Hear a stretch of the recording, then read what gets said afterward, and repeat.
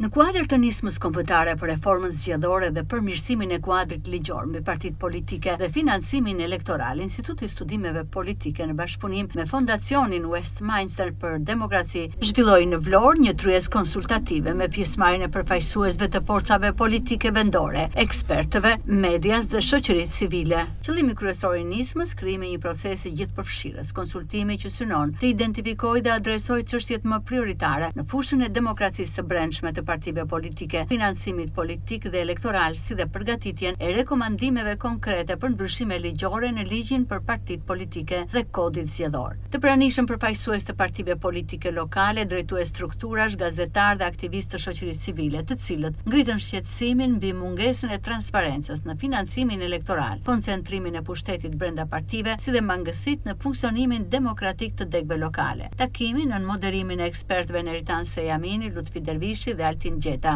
Takimi theksoi nevojën për rregulla më të qarta mbi raportimin financiar, mekanizma efektiv të kontrollit të brendshëm, si dhe kushte të barabarta për kandidim dhe përfaqësim në strukturat partijake, sipas gazetarit dhe analistit Ardi Stefa. Praktikisht ishte një takim jashtëzakonisht interesant, ishin ftuar të gjitha partitë politike, ishin ftuar përfaqësues nga shoqëria civile, ishin ftuar edhe intelektual të pavarur, edhe grup ekspertësh, politologë të ndryshëm, të cilët morën pjesë në këtë tryezë, e cila edhe adresoi edhe disa problematika, madje adresoi edhe zgjidhje, të cilat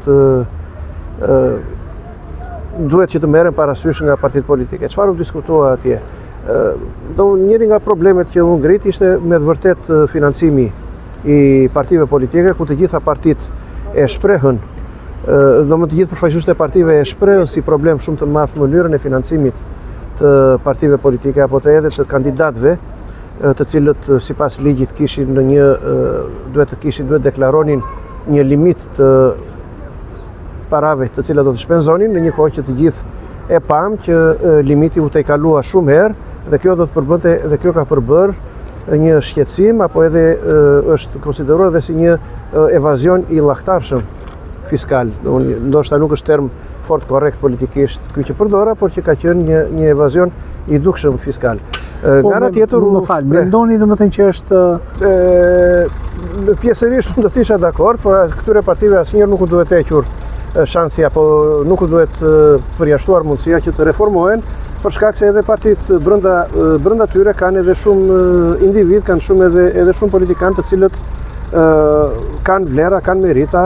janë njerëz të ndershëm me integritet dhe që janë edhe njerëz transparent. Pa diskutim që shpesh herë ne konsiderojmë si një mision të pamundur, është konsideruar si një mision i pamundur reformimi i këtyre partive, sepse janë parti që janë pengje kryetarësh, janë parti të cilat refuzojnë që të reformohen. Për shembull, po të shikosh në të gjitha partitë shqiptare, nuk kemi në 30 vjet demokraci, nuk kemi parë një herë zgjedhje normale për kryetarin. Këto janë më shumë si sekte të një individi, funksionojnë si sekte dhe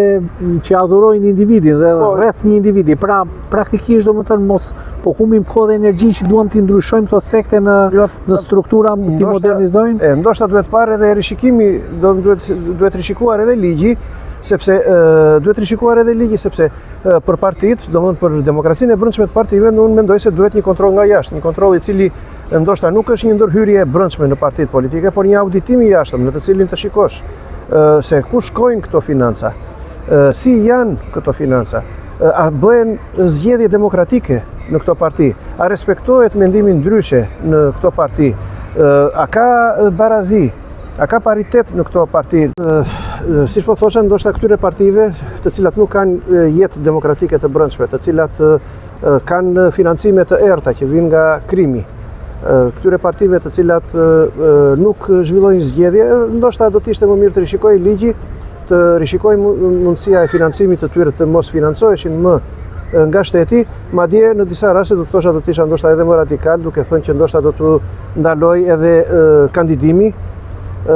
apo pjesëmarrja e tyre në zgjedhje, sepse ato janë partitë të cilat janë të mbyllura, janë sekte, nuk janë partitë të hapura për shoqërinë dhe partitë të cilat nuk janë të hapura për Shoqërinë nuk ka se si të kërkojnë që të marrin pushtetin dhe të bëjnë një jetë demokratike të hapur. Partitë të cilat nuk kanë frymëmarrje demokratike